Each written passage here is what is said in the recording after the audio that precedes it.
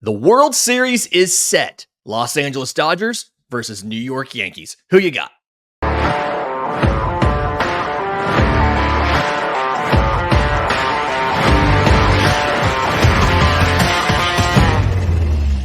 Yes, welcome on into First Pitch for Monday, October 21st. Your source of news, notes, and updates on Major League Baseball. I'm your host, Lindsay Crosby. Follow me on Twitter at Crosby Baseball. He's Christian Rauh.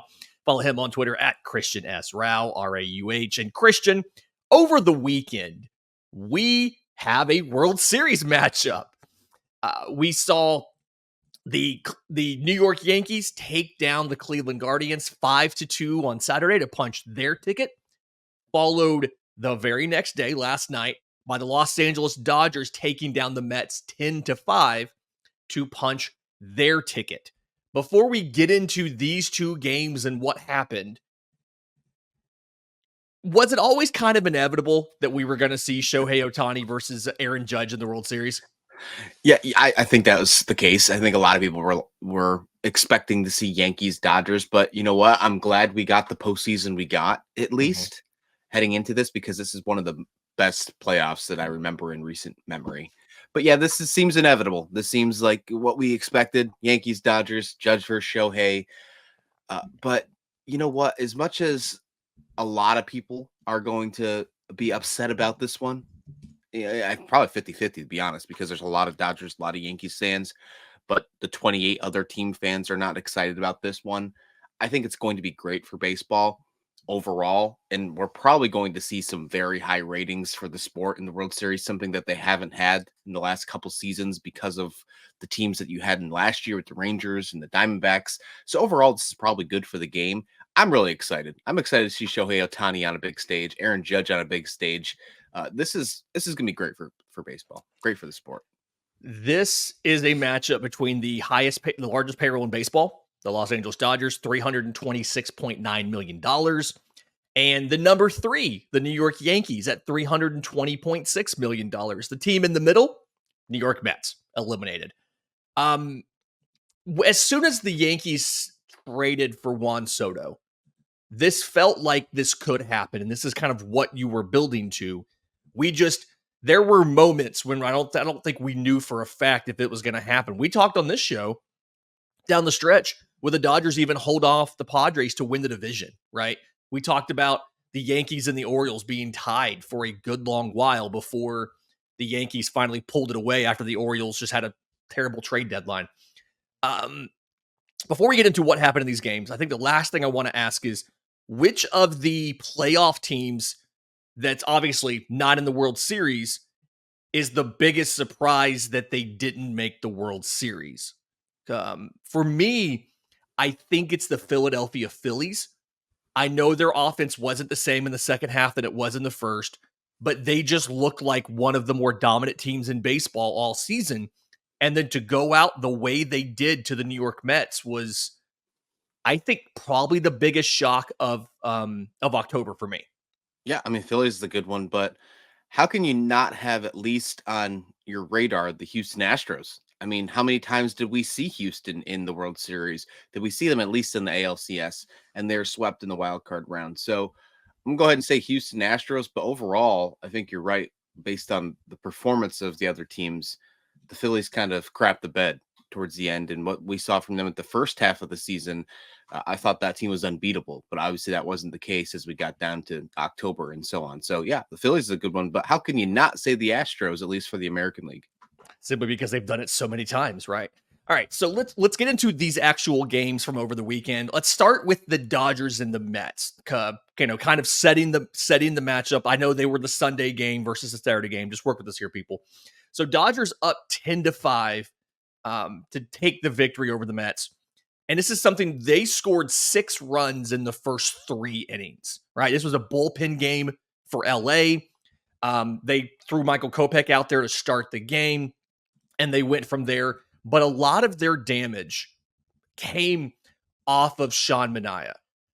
He goes 2+ innings. He doesn't get out. He doesn't record it out in the 3rd inning. 6 hits, 5 runs, 2 walks, 2 strikeouts.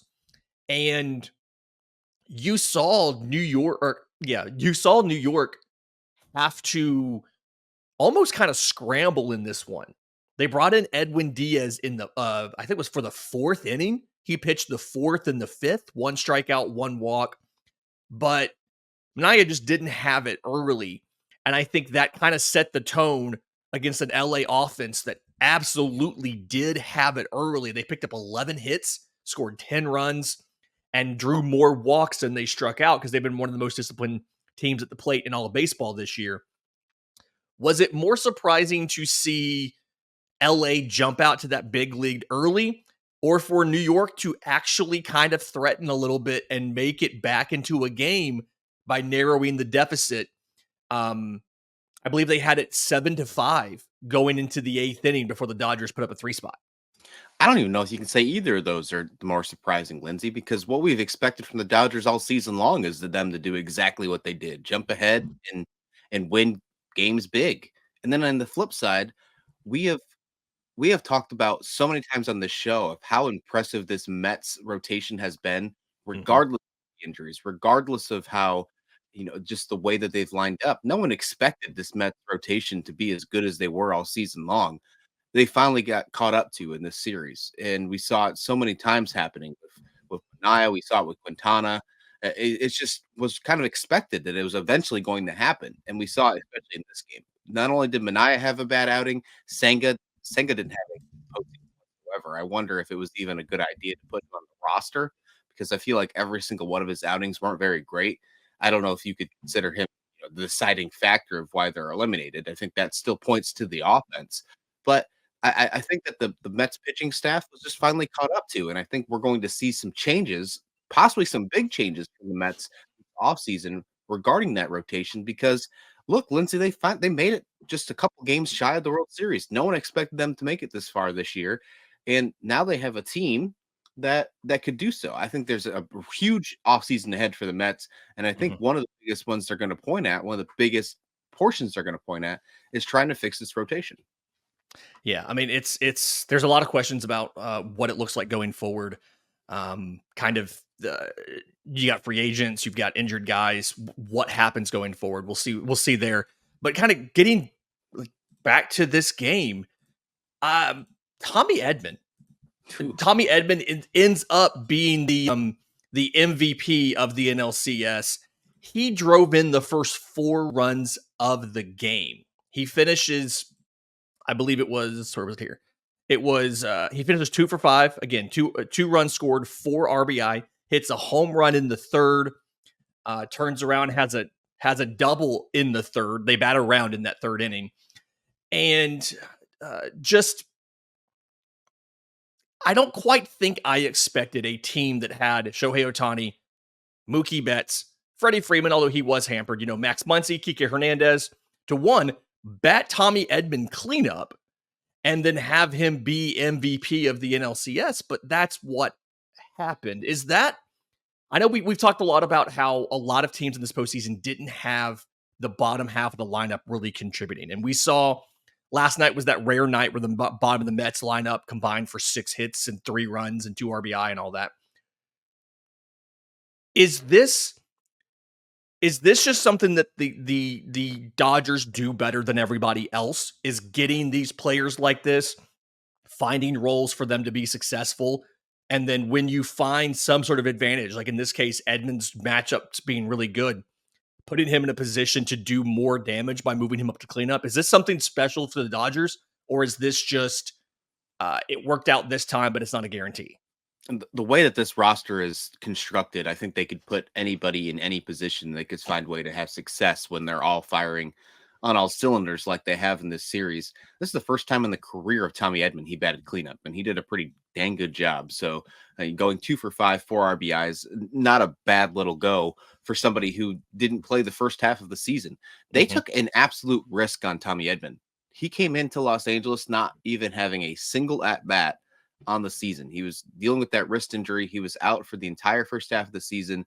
He was just coming back on a rehab assignment when he was traded over to the Dodgers, and they took a risk on him. But they knew the past, what they had from Tommy Edman and what he did with the St. Louis Cardinals, and he has stepped up absolutely just what you could imagine for Tommy Edman doing. I think you could even make that even higher of what he's actually accomplished. I have a tweet, and I put it out and sent it to you in the group chat. I saved it. I'm gonna put it out if it happens in the World Series. But I put something out in August talking about the Cardinals implosion.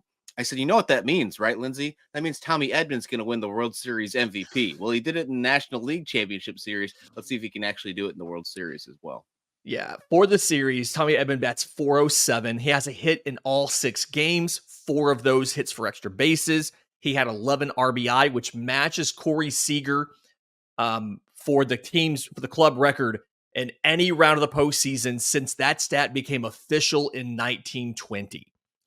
Just not something you'd expect from a 29-year-old switch hitter, 5'10", who's never even hit 60 RBI in his 6 seasons in the majors to turn around and have a series like that. But absolutely does it there. Okay, we're going to get to the Yankees. Real quick, I want to tell you guys about a new sponsor of the show, Encase Cards, N-C-A-S-E, Encase Cards, encasecards.com. Really cool company, what they're doing here, revolutionizing the custom card industry. They got this great team that they make a custom card featuring your own stock photo. So for instance, both my kids participate in youth sports. My daughter plays soccer. My son plays t-ball.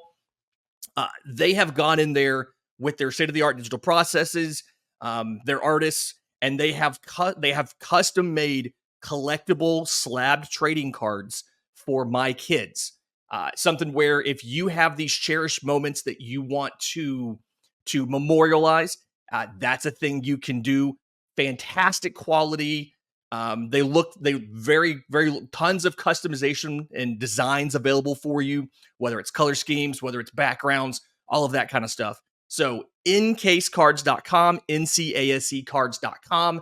Go check them out. Tell them the boys at First Pitch sent you. Okay, so this Dodgers game, again, great matchup. We love what they did. Shout out to the Mets for getting this far. They have a lot of questions as far as what they do from here. We're going to go, I think this week is probably, I think tomorrow's show is probably going to be catching up on news that we've missed during this series. And then we'll talk about the Mets and the Guardians and what they do from here, what their off seasons look like. How can they get back to this point next season? But let's move over to the American League. The New York Yankees take down the Cleveland Guardians on Saturday, 5-2 in 10 innings. A very fun matchup. Yankees are down 2-0 in the 6th. Giancarlo Stanton hits his 5th home run of the postseason to tie it up. That is the same score going into the 10th inning when Juan Soto has his postseason moment and hits a 3-run home run. I believe it was off of Hunter Gaddis to take a 5-2 lead. That is the final margin. The New York Yankees punched their ticket to the World Series. What was, I guess, more surprising, that Giancarlo Stanton won MVP of the ALCS, or that Juan Soto got the home run in the 10th inning? I think if you're going to ask that question, the most surprising has to be Stanton, right? Because what he has done this playoff so far has been unreal, and we haven't seen that from him in quite some time. These trades finally worked out, Lindsay. It took a little bit longer for Stanton's trade to make sense, and obviously it's Soto being traded in this offseason. I was listening to the call on ESPN radio. I was driving home from dinner, actually, when the Juan Soto hit came up, and Tim Kirchin was on the call, and he said right before the at-bat, well, actually during the at-bat, because Soto was having this internal conversation with himself, this internal fight between Gaddis and Soto, and Gaddis wanted nothing of it, but you could just see when he was sitting at the plate that, he was having this internal fight. I went back and watched this at bat, by the way, a million times already. If you're going to, show anybody that needs to be a baseball fan of a good at bat, the full at bat of Juan Soto's home run to win this game is the one to show, in my opinion. But Kirchin said this is the reason why they traded for Juan Soto. Absolutely, Lindsay. How could you not say that's the case? He said that before he hit the home run. It's like he manifested it. So shout out to Tim on that one. But this series, I think, was the best series in the postseason, in my opinion. The first 2 games were meh, But the last three, game 3, 4, and 5, I don't think you can think of better playoff baseball than those 3 games. All 3 of those were absolute barn burners. Fun fact, Giancarlo Stanton hit home runs in all 3 of those games. He had 4 in the ALCS. He only had 4 hits in the series, but they were all homers. 5 runs, 7 RBI. And it's just, to me, I think that was a little bit more unlikely as well. We've seen the struggles Stanton has had as far as health, staying healthy. His speed is nowhere near what it was back when he was a Marlin and playing. He's had so many leg injuries and things like that. And his own quote, I didn't plan for it to take this long, but we're here now. And that's exactly kind of, I think, the right vibe to have here. He joins a very prestigious list of other Yankees to be MVP of the ALCS. Bernie Williams, David Wells, David Justice, Andy Pettitte, Mariano Rivera. He has, in his postseason, this is a fun stat here. In his postseason career, he has 8 hits against Cleveland. All 8 of them are home runs. It is the longest single streak of any MLB player versus a team in MLB history. The next longest is Jim Thome. He has 5 playoff homers against the Red Sox. But Giancarlo Stanton literally only has 8 hits against Cleveland in his career, in his postseason career. Every single one of them is a home run. Of the 38 players that have 5 or more home runs against a single playoff opponent, Stanton is the only one where every single one of those hits is a home run. I would argue almost it's the extreme of 3 true outcomes, right? I mean, he's striking out, he's walking, he's hitting a home run. And we said that he feels like he grounds out a lot, but Giancarlo Stanton was absolutely huge for this.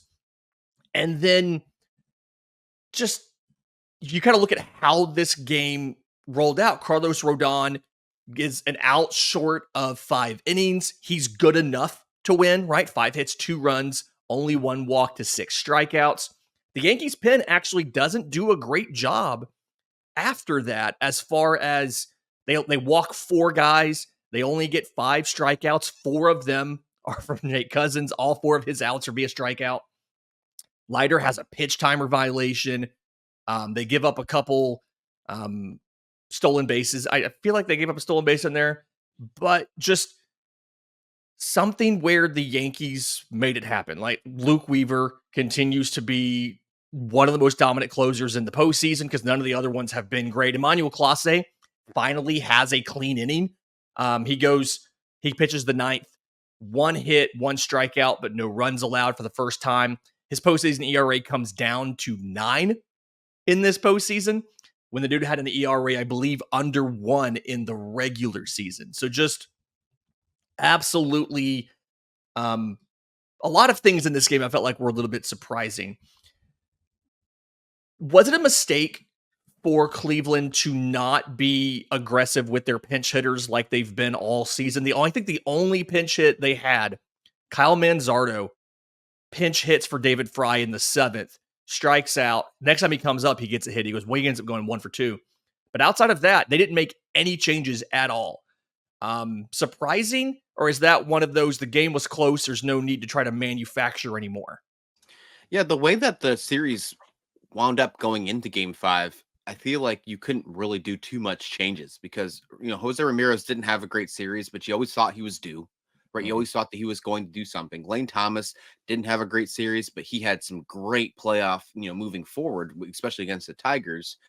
And then other guys like, Big Christmas, he had some great moments, but overall was terrible. Like, his home run was great, but he batted, 0.95 in the entire postseason. So you think that you could have made moves, you probably could have to improve off your bench, but overall, those were big players with big moments at certain times, and you didn't want to take that potential away in the postseason. So I'm going to still tip my hat to Stephen Vogt in this one. I think, getting only a couple games shy of the World Series in your first year as a manager is pretty impressive, especially on a Guardians team where I don't think many even had them making the postseason, Lindsay, once the season began. I know that the AL Central has been one of those crapshoots of a division that we've seen over the past couple of years. I mean, just a few years ago, the White Sox were winning this division, right? Now look at them. But I didn't expect Cleveland to be at the top of this division, and they were only a few games shy of making it to the Fall Classic. So I don't know if I think it's surprising or think they should have done a lot of pinch hitting, because the players you had in there were the players that were going to make the big plays. At least you thought so. It just didn't happen. The Yankees, I'm even going to push back a little bit on what you said earlier. I think the Yankees bullpen was pretty solid, regardless of the walks. Especially Jake Cousins, and those 4 strikeouts were amazing. That high cutter, high fastball that he throws is insane. It is really impressive, and to me, if that type of bullpen presence is in the Yankees going into the World Series, the way that their rotation has looked with a guy like Rondon, who seems like he's finally figured it out over his past couple outings, that to me, that's scary. And I think the Dodgers need to watch out heading into Friday. Yeah. And again, I think Friday's episode, we're going to do a 3-man show with our buddy Troy, and we're going to kind of break down the series from every possible angle, make our predictions and things like that. And then same thing with the Mets. We'll talk about the Guardians tomorrow and kind of where we go from here. I do want to, real quick, the great Sarah Langs had a really interesting postseason stat after last night's game, kind of explaining in the postseason so far, teams that have scored first are 23-15. Teams that have out-homered their opponents are 21-7. And that's actually down from last year. They were 25-4. And 44.7% of runs have scored via home run. Knowing those stats, that scoring first and hitting home runs is very important in the postseason, off the top of your head, which offense do you feel like should be favored in the World Series? You got to lean towards the Dodgers if you're looking at it with those stats. And I can't really say it off the top of my head because I do have some numbers up in front of me. The Dodgers have 20 home runs this postseason already. And as much as you want to say, excitement about the Yankees and how Stanton's done, overall, the Yankees only have 13. 7 less home runs the Yankees have over the Dodgers heading into this World Series. The Dodgers do have 2 more games than the Yankees. The Dodgers have played 11 compared to the Yankees 9, but 7 extra home runs across 2 games, that's a lot. So I'd have to point towards the Dodgers, saying that they have the advantage a little bit. But overall, when you're looking at the teams, it's not much different with the exception of the home run. Both of them have about a team OPS around the around the 760s. So not too bad there. But if you're talking strictly on the long ball, and what was it again for the record? What was it for most home runs? It was the team with the most home runs is 21-7. That's a wild stat right there. That's a wild stat. If that continues on, we're talking about maybe a series ending in 5 games, Lindsay.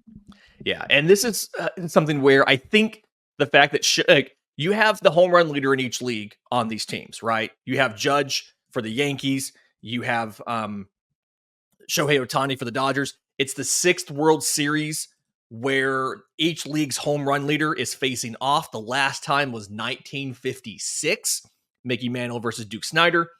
Some other great names in here: Babe Ruth twice, Lou Gehrig, Joe DiMaggio, Mel Ott. A lot of prominent players here. And also, those guys are expected to be MVPs. And so this will be since 1969. This will be where is it here? I had that again from Sarah Langs. This will be the 6th time that the 2 MVPs will face off in the World Series, and the first time since Buster Posey and Miguel Cabrera did it in 2012. But it feels like the way that they're hitting in the postseason, that the Dodgers have to be the favorite. His last 22 at-bats with runners in scoring position, he's batting .818.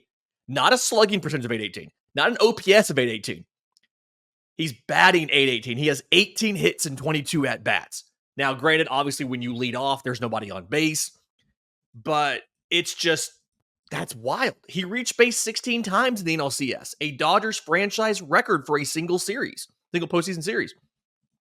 It feels like he is as close to peak form as he can be, while Aaron Judge has significantly struggled this postseason. He has the 1 home run. I think he hit that one out to, was it center or something like that?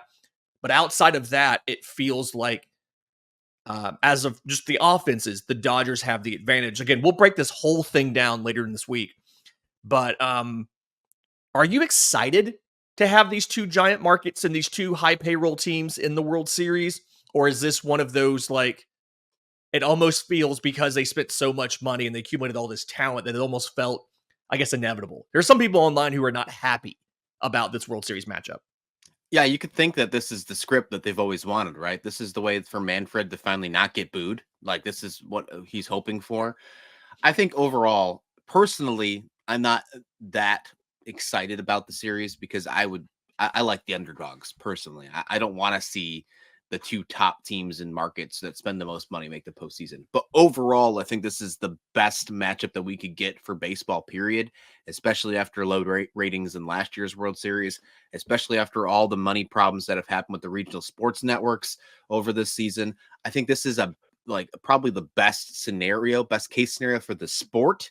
And that's good enough for me because I am a long-term advocate of making this sport, the best it can possibly be. This is the greatest sport on earth. So I'm for it. I'm all for it. I'm not personally excited about it, at least in that aspect as a fan, but I will be tuning in for every single second. And I hope it goes 7 games because this should be a great series, Lindsay. I hope that this also provides a little bit of that, I'm not going to say incentive, but a little bit of discussion here about being willing to spend money. The top 6 teams in total payroll all made the postseason. Outside of that, San Diego was 15, Kansas City was 20, Milwaukee was 21, Baltimore was 22, Cleveland was 23, and Detroit was 26. Only one of them made the championship series, and they were eliminated. Everybody else, again, this is the number 2, and these are 2 of the top payroll teams in the World Series here in the Yankees and Dodgers. And it feels a little bit odd that you have 2 homeless franchises right now with Oakland in purgatory in their move to Vegas, the Tampa Bay Rays having a destroyed stadium. Feels weird to have those lower revenue teams homeless right now while your 2 giant revenue teams play for the World Series. But it's important to understand that a lot of this is self-imposed. The owner of the Cleveland Guardians personally is richer than the Steinbrenners. There's no reason their payroll has to be, 23rd in the league at $106 million.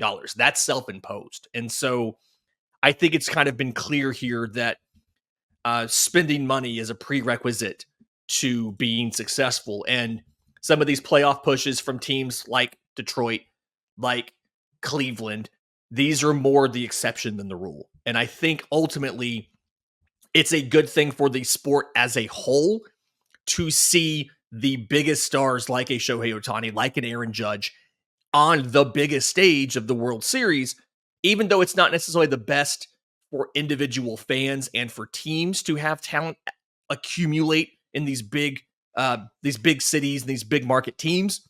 I think it's the best thing for MLB as a whole. And I think the ratings this postseason have borne that out when they talk about more people in Japan watch the NLCS than in California. Or in the United States. Like it's growing the game. And as frustrating as it is to see Ohtani signing with the Dodgers, which we all, I think, expected to happen last offseason, and then them making the World Series, it's a good thing for the game. So we're going to grin, we're going to bear it, and then we're going to figure out ways to beat those teams this offseason.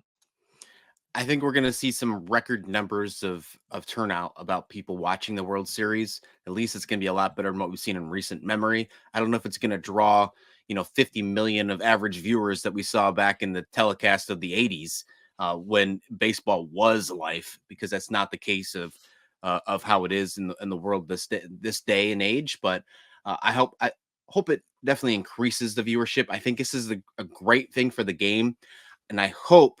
And I mean this every way, shape, and form, Lindsay. I hope they find a way to point it towards the youth and push towards find a way. I know the NFL does it with like Nickelodeon and stuff and having broadcast. I don't think they're going to do that with the World Series, but they need to find a way to market Shohei Ohtani, market Aaron Judge towards the younger crowd, because MLB has a problem with the average age of fans. And it is not a good number when you're looking at the future of this sport. So I hope they find a way to do that because you're in a prime situation to do so with the two biggest markets in baseball.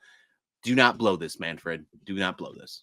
Do not blow this. We'll be back tomorrow breaking down, again, the Guardians and the Mets, as well as other news from around MLB.